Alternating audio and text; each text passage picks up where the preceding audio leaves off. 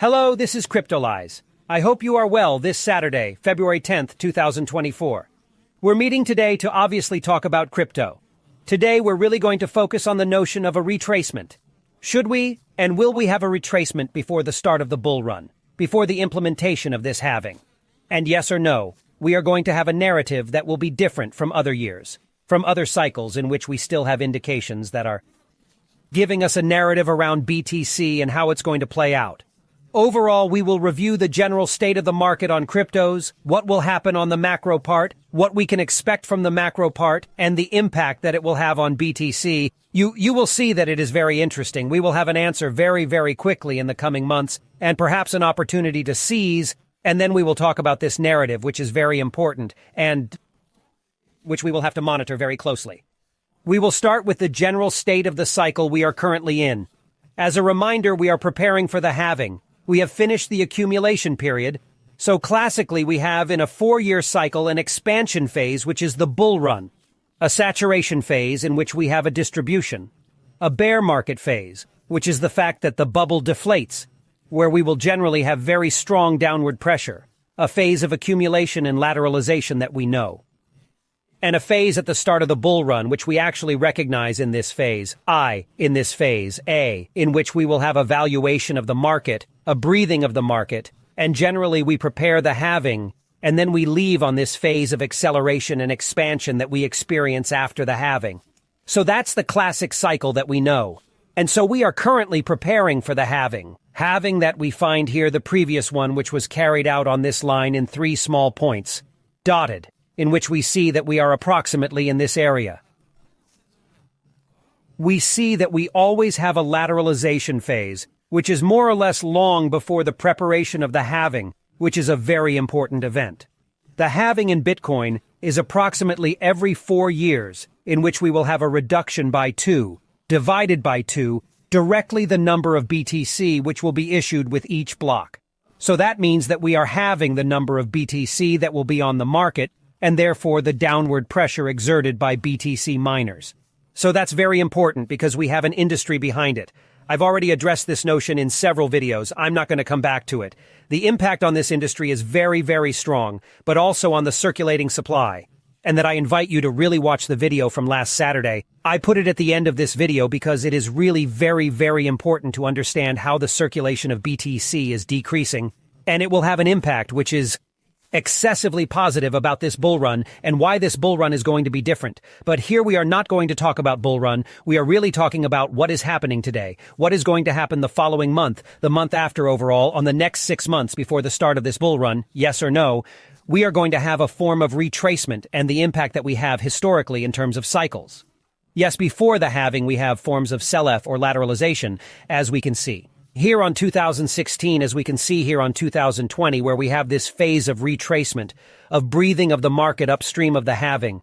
Something that is not necessarily being structured now, where we still have, yes, a reduction in bullish volume and bullish power, but we do not necessarily have lateralization, particularly with the last movement that we saw, although we had anticipated it a little on yesterday's daily, where we had defined that the targets 1 and 1-1 were indeed in the 47.0, 47.700, and that we were certainly going to find the course in this area and define, yes, we were going to instantiate a top of the range in this area, or were we going to quite simply build above, rule above, structure above to accelerate the increase? We are not in the short term, we are looking at the long term. So yes, we are in a pre-bull-run phase. Now we are going to ask ourselves questions. What will cause us to take off in a bull run, or on the contrary, find ourselves in a form of retracement? Already there are several vectors. One is bearish pressures. Do we have continuity of downward pressure or not? On that subject, we had a big sell-off that took place for 2 months, mainly by BTC miners, who took cash to prepare for the halving. And that's something which has been prepared for almost 3 years. You should not think that it is overnight. They wake up saying to themselves, tomorrow there is the halving. No. It is something which is anticipated, prepared, and which is priced very clearly at the miner level. They are prepared for this. Okay, so it's not the miners. What else is it going to be? Perhaps GBTC, therefore the ETFs in which we had the validation of ETFs, in particular Grayscale Capital, which moved from a fund in which the prices were we couldn't actually exit Grayscale Capital without actually recovering these BTCs.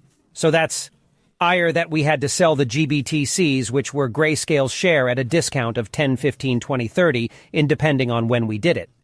So for me, it is really very important that we currently understand that yes, the validation of ETFs is an injection of liquidity in which we have financial tools made available to easily get into BTC. But also, it is the possibility for people who are stuck on Grayscale Capital to get out. So they don't necessarily go out. In any case, they sell on GBTC, but they transfer to other ETFs like those of Grayscale or Fidelity. We see this clearly in the level of liquidity transfer. So we have bearish pressure without really having bearish pressure. And in all cases, it is an OTC. So that means that it's over the counter. It's not on the market. So we don't have any downward pressure. We don't have a big sell-off taking place. But what is interesting to see is that we have a hyper-acceleration which began here with the rumor of the validation of ETFs, and therefore, obviously, we have a hyper-speculation which has taken place. So it is this phase of acceleration that we have experienced. And that's why we had a big sell-off when we look here, which is the validation of the ETFs in which we have a breathing of the market. And there we are in a correction of this breathing of the market. But we have a breathing market because we have this phase of speculation which is coming back down. The big question we need to ask ourselves is, to maintain the upward momentum, do we have enough inflows, meaning monetary inflows, to be able to maintain that? Do we have new arrivals who are compensating for this end of speculation phase? Because generally, when we have an end to speculation, we have a distribution phase and therefore a market breathing phase. Something that we are seeing but which has not yet been validated, okay?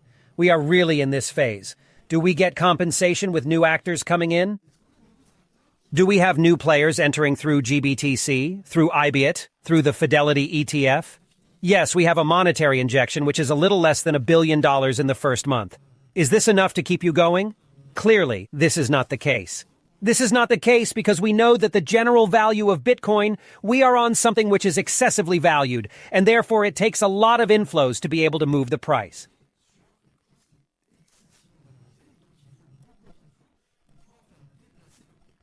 So, we know that's not it. On the other hand, do we really have people who are interested in Bitcoin? When we look a little at Google Trends, we see that yes, we had a peak in January 2024, with mainly the validation of ETFs, with a lot of communication. We can also see that it increased little by little. We can clearly see that October, November, December BTC was going up.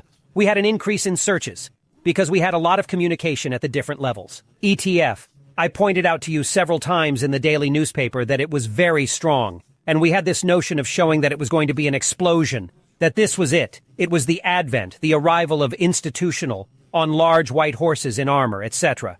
No, this is not the case. We know it. It's always the same thing. We prepare the rumor, we prepare this momentum, we build up the FOMO, and then we have the blow that subsides. The big question we will have to ask ourselves is, will the blow fall? And to what extent will it really fall to the level of BTC? And this is where it's very interesting to go into a little detail. We're going to go into more of a week this time. We have already discussed this part several times, but we will come back. We know that we have very high levels. Here we are in a lateralization phase. So what I'm going to do is just remove all that so as to free up the view a little. We see that we are in a lateralization phase. We had the sell candle, FF, which ended up here, which was done in 3 weeks. And we have a single candle which filled 50 with the movement. So we still have an impulse too.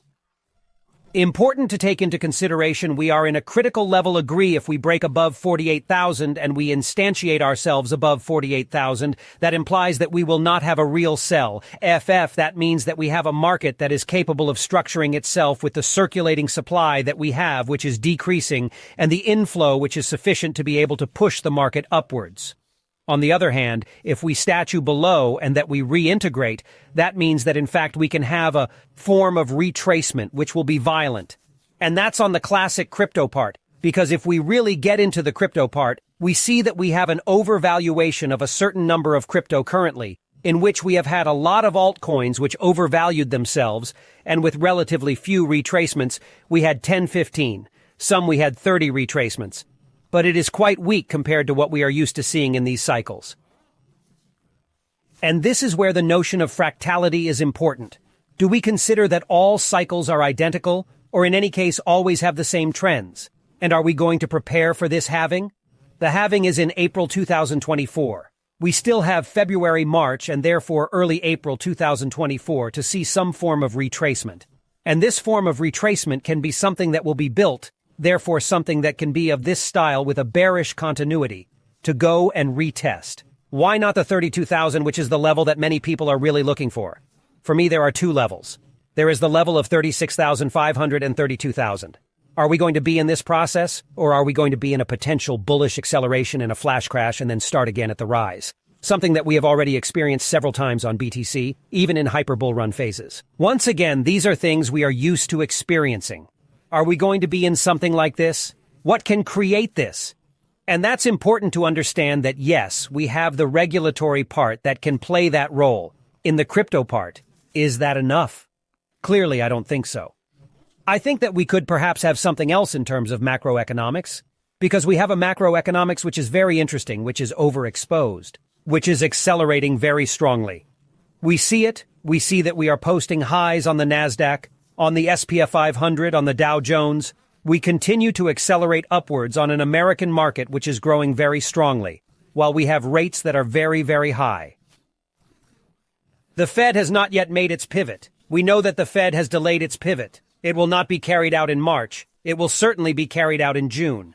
But what could be done in March that could actually lead to a fall? We keep this idea in mind. We will come back to it in a few moments. Once again, we are in a market that is overexposed and overaccelerated. In last Saturday's video, don't forget I put it at the end of the video if you really want to watch it. And I really invite you to watch it if you really want to understand what could be happening in a notion of hyper-specialization and creation of a bubble. Are we in a bubble around artificial intelligence that is driving tech and the entire American economy? Are the six majestics pushing us upwards enough to be able to gain value? And won't we have a deflation of this bubble before the bubble is put in place?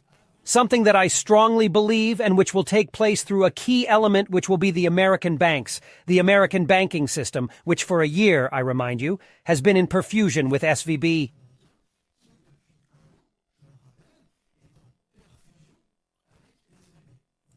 We recall that the regional banking system was bought by the biggest banks, at least the majority, and the rest accepted the Fed loan, a loan which stops in a year. Well, which was supposed to stop in a year at moment when it was carried out, and which suddenly stops in March, and that we have an indicator which is very important and which will be here. Therefore, the reserve repurchase agreement, which is precisely the position of the Fed on the repurchase of American stocks and bonds.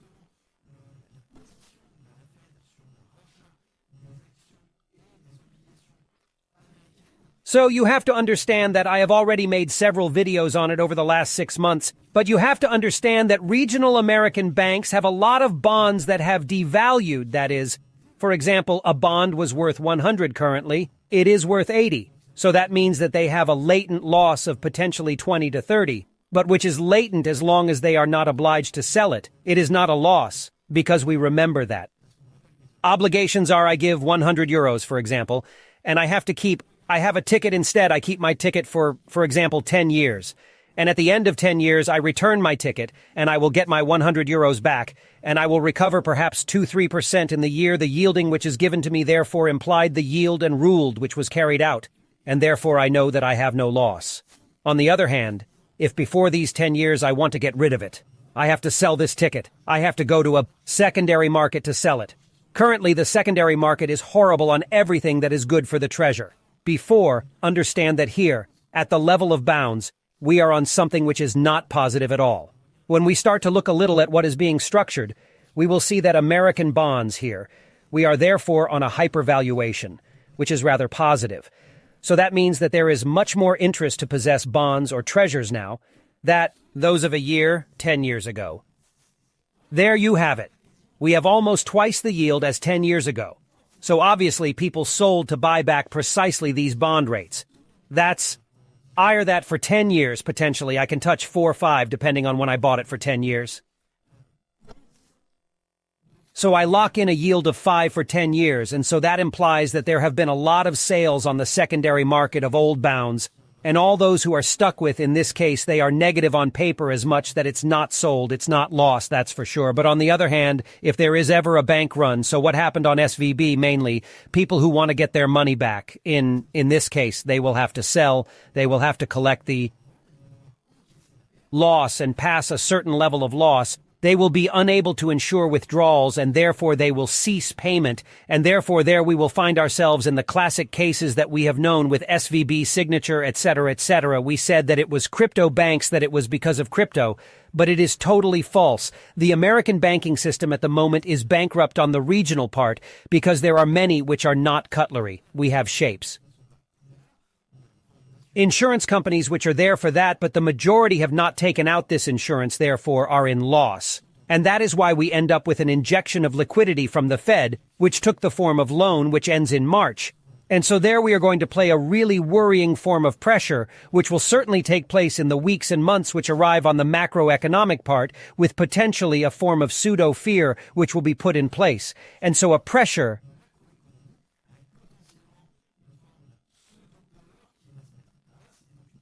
very strong bearish trend, or even perhaps a drop in a bank, a buyout which will be carried out by JP Morgan. It will again be JP Morgan which will buy a bank. It's classic. They are shopping at the moment. C. This is really the principle of banking centralization in the USA, which is taking place since the liquidity crisis we experienced.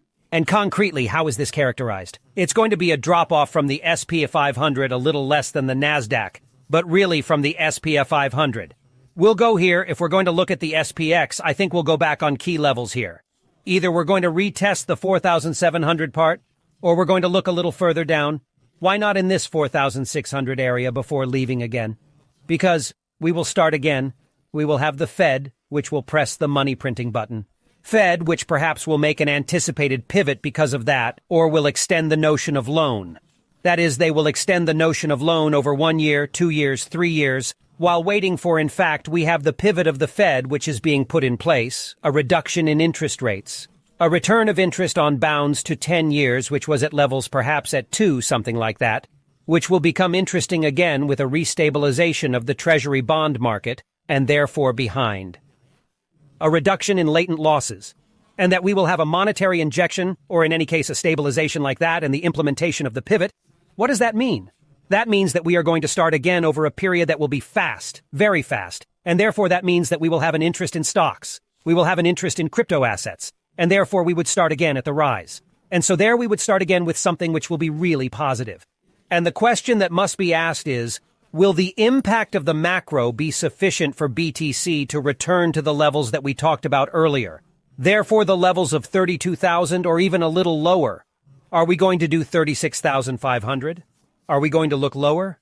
That's really the question we're going to have to ask ourselves, and how far it will fall and how quickly it will go. You will have to be prepared. You need to have your strategy in place now.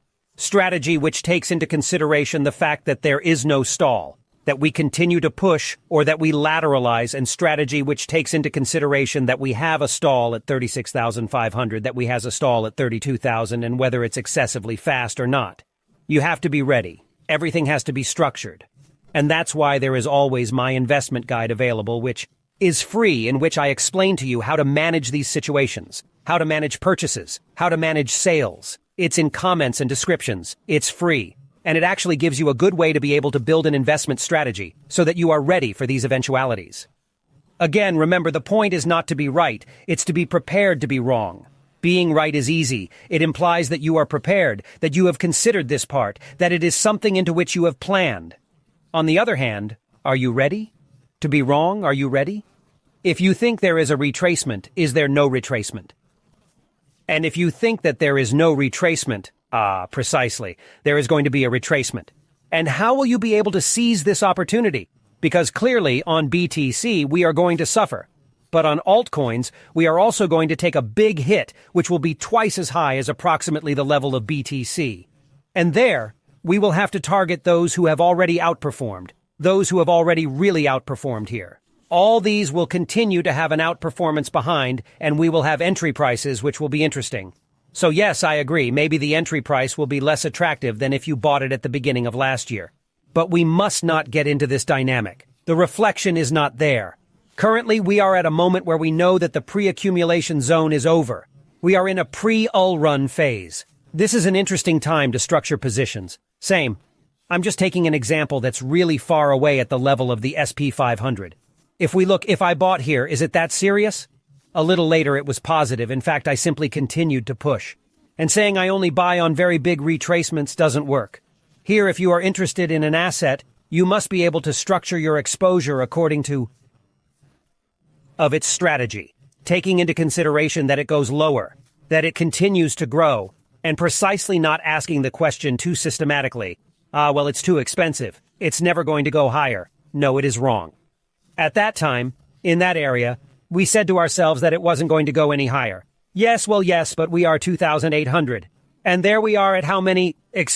We are at 5,000 there. We're at 5,000, so yes, we went higher. Same here, we went higher. Once again, we continue to push, not to think that we are in a notion of overvaluation. I remind you once again where we are. We zoom out, all right? We keep zooming out. Yes, it's still not bad. We pushed really well. Do we consider that we are already too high? Well, no, we consider that we will continue to climb. We have completed a bear market phase. We have completed an accumulation phase. So here we are in a pattern which is conducive to accumulation and structuring. And there we can ask ourselves the question of a narrative that could happen that is starting to take shape. And no, I'm not talking about modularity, although I will certainly make a video on it. I'm talking about the narrative around Bitcoin in which we see more and more projects that are built not on BRCT20 yet something else, but which build on OK.